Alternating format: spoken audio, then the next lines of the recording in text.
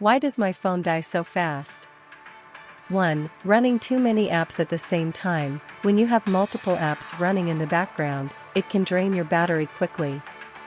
To avoid this, close any apps that you're not using and consider using a task manager app to kill any unnecessary processes.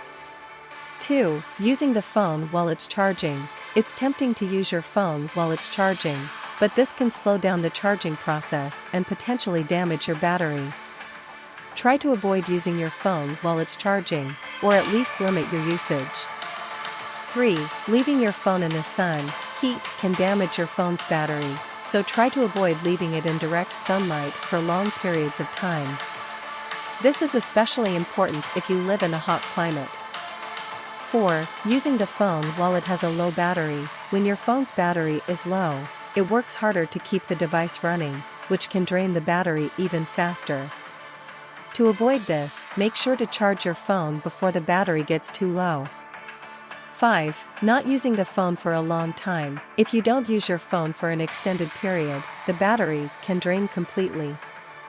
To avoid this, make sure to charge your phone at least once a month,